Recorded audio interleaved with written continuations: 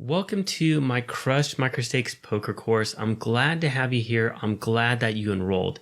So you did the right thing enrolling into this course if you want to improve your poker game as a microstakes poker player, because this is arguably one of the most comprehensive and longest poker courses available on the internet today, especially for the microstakes. And over the past roughly 7 years since I initially launched this course, I've been updating it and improving it over the years, and I've had tens of thousands of students take it and successfully improve their poker game. So I want to take a couple of minutes just to welcome you to the course and also cover what we're going to talk about in this course. And I also want to jump right into the material and talk about why people fail to beat the microstakes. So let's jump over to my PowerPoint presentation and let's get into it. Alright, so let's start off by talking about the course topics from a very high level perspective. So we're going to cover multiple different things within this course. We're going to start off with the basics with fundamental concepts. Then after that, we're going to jump into our pre-flop strategy. After that, we're going to jump into our essential poker math. And then after that, we'll jump into our post-flop strategy. And then also at the end of the course, I've compiled around 3 hours of Student League Finder reviews that's available for you as well. So with that said, let's take a deeper dive look at everything. So we're going to start off, like I said on the last slide, with our fundamental concepts. This is going to be around 4 hours in length. The first section is going to be on a wide variety of different essential and fundamental concepts. Then we're going to jump into our HUD stats and player types. Then we're going to do another section on some additional essential topics. And then we're going to finish it off with a section on developing our game plan and talking about study strategies. After that, we're going to jump into our pre-flop strategy. And this is going to be very lengthy. It's almost 9 hours in length. And we have 9 different sections in total, but we're going to cover everything that you need to know. We're going to go over the basics. We're going to talk about the fundamentals.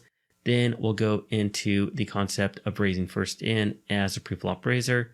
Then we'll talk about 3-betting and defending against 3-bets pre-flop. We'll then talk about cold calling raises and set mining. After that, we'll talk about isolation raising limpers. Then we'll also talk about overlimping. After that, we're going to talk about value squeezing and overcalling. And then after that, we're going to talk about stealing the blinds and blind defense. And then we're going to end this section with some live play and explain videos.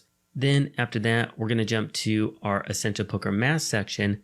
This is an hour in length. And within this section, I covered the bare bone basic mathematics that you need to know.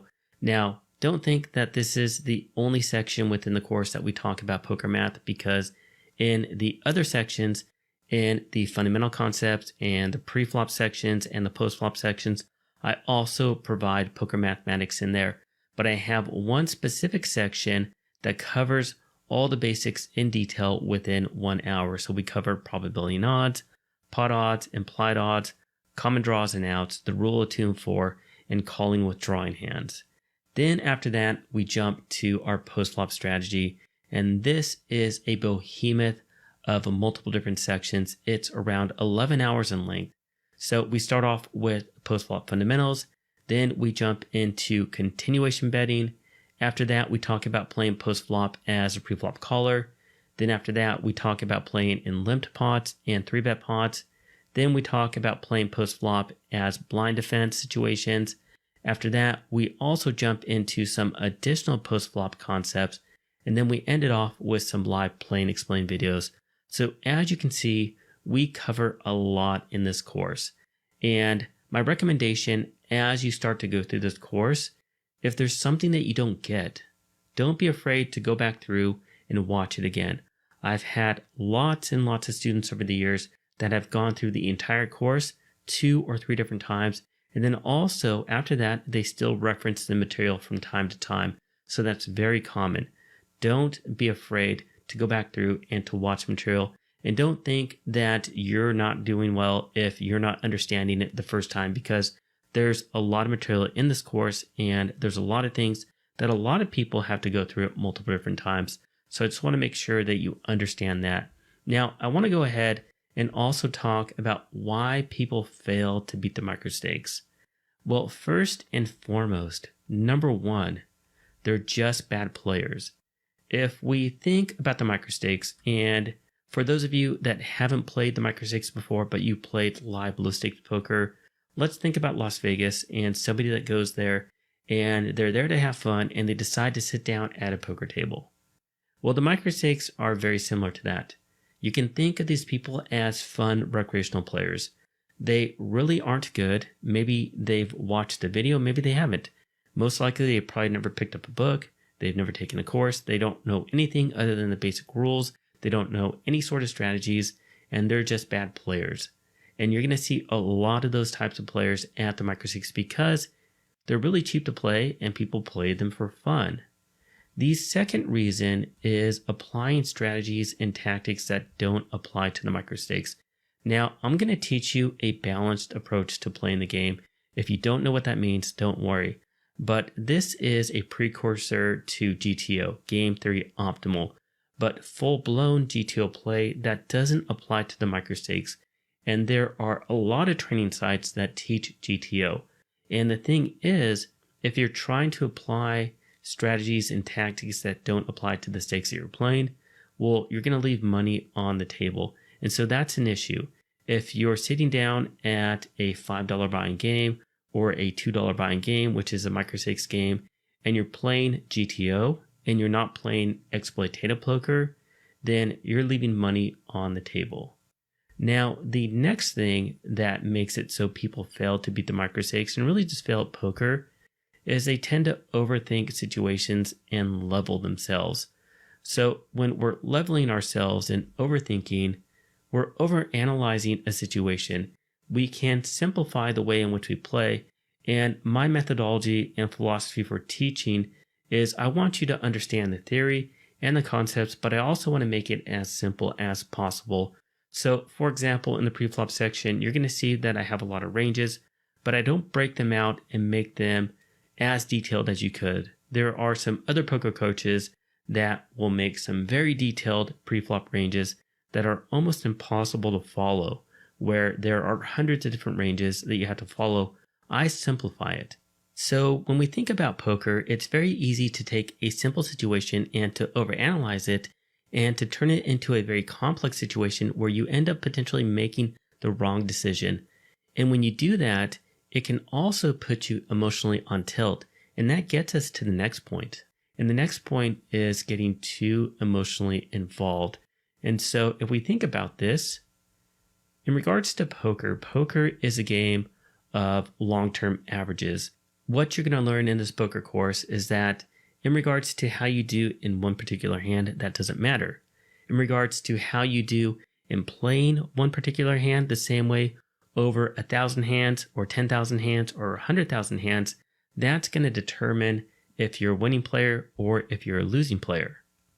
And how you think about that mentally, how you think about it from the perspective of mental fortitude, and whether you're getting upset at the table if you're not doing well or if you're not, that's going to dictate how well you play, because people that get upset when things aren't going their way, people that get irritated when they're not getting hands, people that get impatient at the table when they should be patient and waiting for the best hands to play instead of playing junk, that's getting too emotionally involved. And it really comes to the point of something called tilt, which we're going to talk about in this course. People that struggle with tilt, people that struggle with their emotions at the poker table, they end up playing subpar as well. And that also causes people to fail to beat the microstakes. The next point is people not understanding variance. So in poker, our decisions over tens of thousands of hands or hundred thousands of hands, that's what matters. What you have to understand is that in the short term, anything can happen, and it will happen. So for example, last night, I got all in pre-flop with pocket kings versus pocket queens, and I lost because my opponent made quad queens. But in that one instance, I lost the hand. And it didn't bother me because I got all in with the best hand. And if we ran that situation over and over again 1,000 times, I'm going to end up winning a lot of money. But that one time, variance took effect. They got lucky and they won.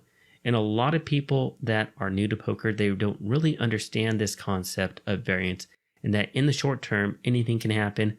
But over the long term, it starts to level out, and it's based upon how you play, and luck is minimized. The next thing that causes people not to be able to beat the microstakes and poker in general is poor bankroll management. So in regards to our bankroll, that's the amount of money that we set aside to play poker. And if we have poor bankroll management, we can spew off our bankroll very quickly. A good example is if somebody goes on tilt and they decide to move up in stakes to try to get some money back because they haven't been playing well and they've been losing, and they jump up in stakes and they're out of their league and they lose their entire bankroll within an hour. That's an example of poor bankroll management. Or another example would be just not having a bankroll that's big enough based upon your win rate. And we're going to talk about that in this course. And sitting down at some stakes where your bankroll is too small and you can't withstand this short-term variance and you end up losing your entire bankroll. And then the last one is simply playing against tough opponents. So at the microstakes and in poker in general, something that's called game selection is very important. So game selection is a concept of looking at the tables and identifying tables that you want to play at.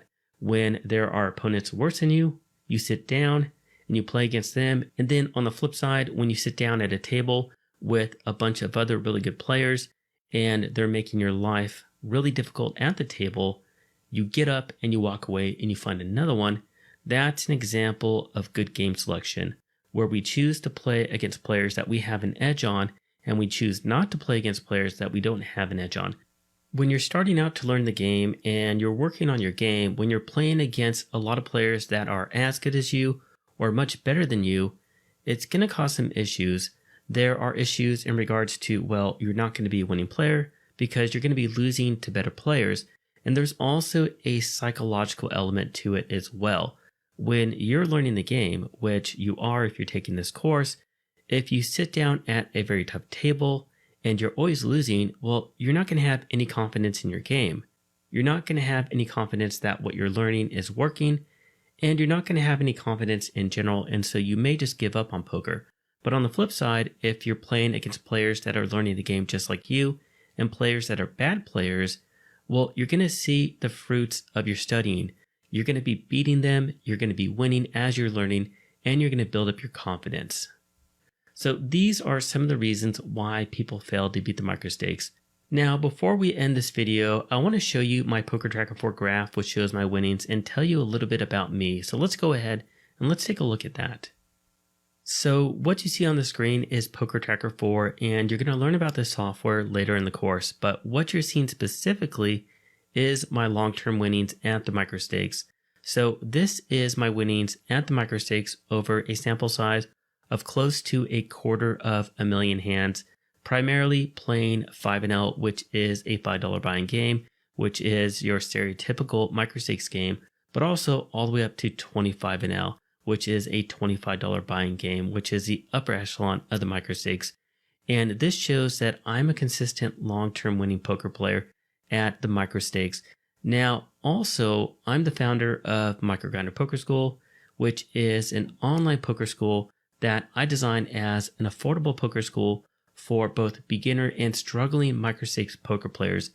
And combined with my poker school on my website as well as Udemy, I've had around 25,000 students take my courses over the last 7 years, and I've created around 30 different poker courses. So I've been coaching and I've been teaching the microstakes for 7 years, and I've taught tens of thousands of students.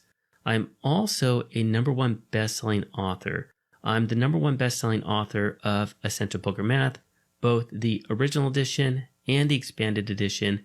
And those two books, the original edition and the expanded edition, they've been within Amazon's best-selling list and the #1 bestseller off and on for the past 7 years. And so overall, I've dedicated my coaching and my teaching to the microstakes for a very long time, and a lot of my students have had success. And I wanted to share this information with you because I'm just not a random poker player that's creating a course. I'm somebody that's been in the industry for a long time and somebody that's dedicated their teaching and their coaching to the microstakes. So anyways, again, I want to thank you for signing up and taking this course. I hope that you find it enjoyable and beneficial. Let's go ahead and let's continue on with the course content.